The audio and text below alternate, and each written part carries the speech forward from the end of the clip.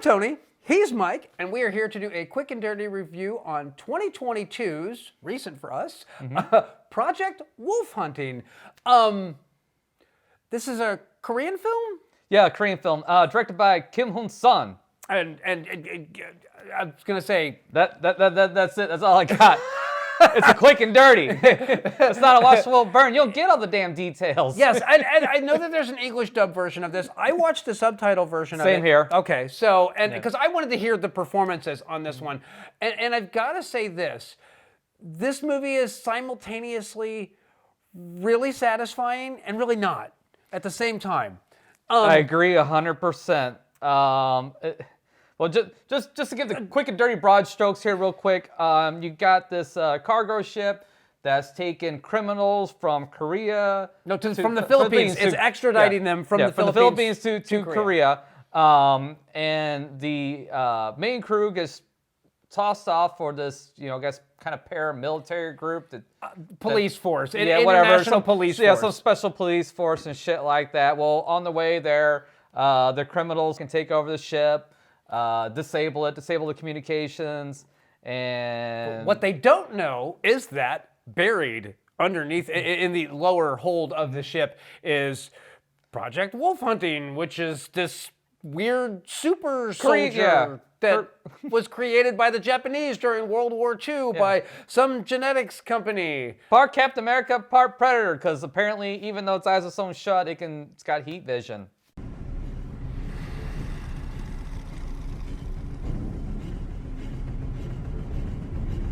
Sure, let's go with that. Why not? But yet he couldn't see the fucking warm body in a fucking freezer.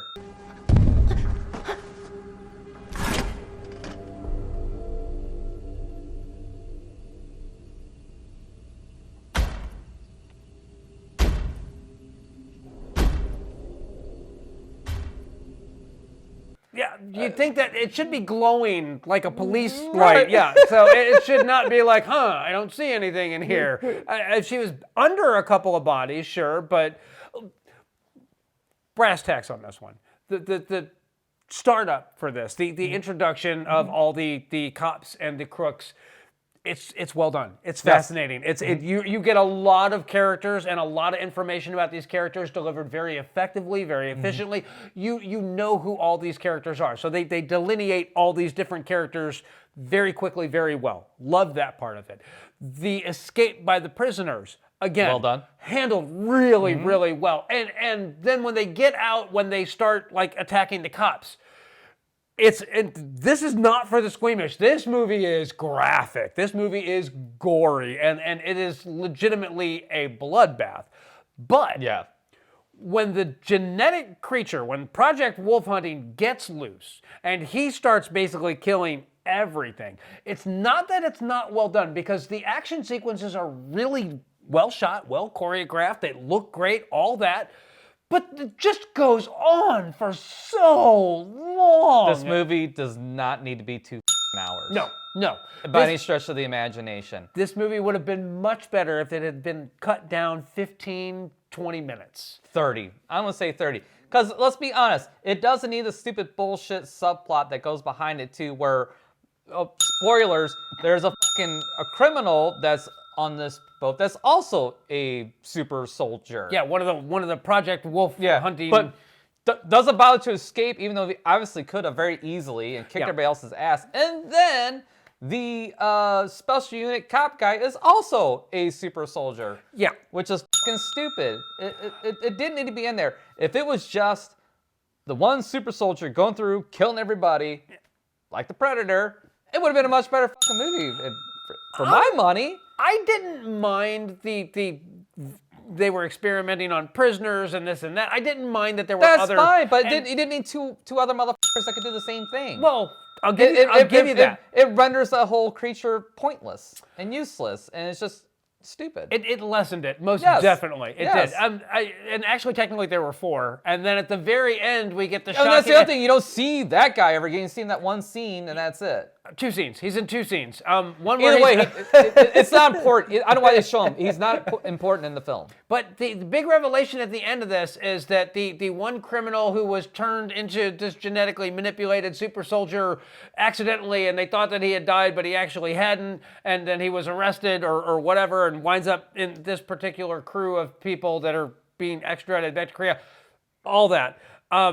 At the end of it, he had a child, and he managed to pass on his genetic reassembly to his child. And that's not revealed till the very end. And then it ends it ends before the ending of that arc, which is infuriating in a really weird way, because if you're going to give me all that information and you're going to let me know that he had a child and that he wasn't actually a criminal and that they killed his wife, and then it turned out that he was augmented and turned into this super soldier, give me a conclusion. Don't stop as he's walking on the beach up to go save his son against the legit big bad that was behind it all. Yeah. Here's the other thing I didn't like about it too, is every motherfucker on that boat was stupid as hell. They just stood there while the first guy, super soldier, goes around and kills everybody. They stand there and wait for them to die. They watch the one person die and don't do anything, and then they get beat over the fucking head. Well, and it wasn't just them. It's like even like when the prisoners were escaping, like all these motherfuckers have guns. They don't shoot a single person. The bad guys shoot. The good guys, the cops, like, stand back, and then the bad guy fucking whacks him over the fucking head with a wrench. I'm like, come the fuck on. Is everyone on this boat a fucking idiot? They're not idiots. God, it's infuriating. That drove me fucking nuts. I will say this. When that shit started going on, it took me out, and then, like, when the first super soldier started killing everybody and just standing there, like, with a gun, not even shooting the guy, I'm like, come on, guys, shoot.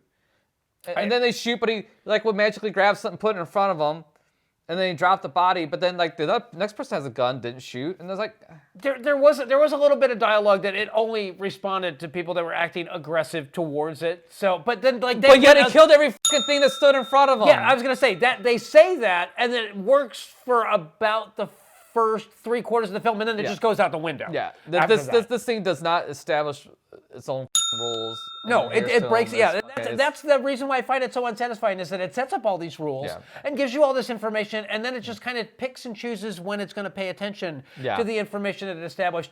I wanted to love this movie. I was super excited from the trailer. Mm-hmm. I was really hyped by that, and I've seen a ton of reviews for this where like especially the underground cinema folks are like, oh, this movie's and from a visceral level, it delivers. It delivers a lot of action and violence and gore. And all almost that delivers kind of a little bit too well, because after a while, you just get desensitized to it, and it's not effective anymore. Exactly. And that's the thing that I find most unsatisfying about this film, is that about 3/4 of the way through it, you kind of get bored with it. And the whole notion that anybody's going to live or die, you don't really care, because there have been so many interesting characters that they've just killed willy-nilly for no real payoff. Yeah. So, I mean, the stakes on this one are low. So, I'm going to say, like, for this one, for me, you know what? Watch it once just so you can see it and get a feel for it. But it's not like, I'm not going to run out and buy this. I'm not going to add it to my collection. I might watch this again years from now just to remind myself how not to do a film like this. But that's what I got. What are your thoughts on this? No, don't watch it. Don't watch it. Don't waste your time. It's 2 hours that you'll never get back. And there's nothing really redeeming about it. I mean, yeah, it's bloody, it's gory, but the characters are stupid. They waste the premise. They dilute it down with all this unnecessary bullshit to set up a sequel. I tell you what, after watching this, I'm not going to bother watching your sequel. You go yourself.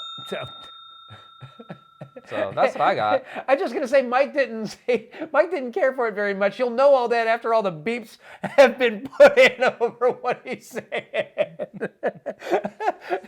Anything else you want to add to this? No. We will catch you next time.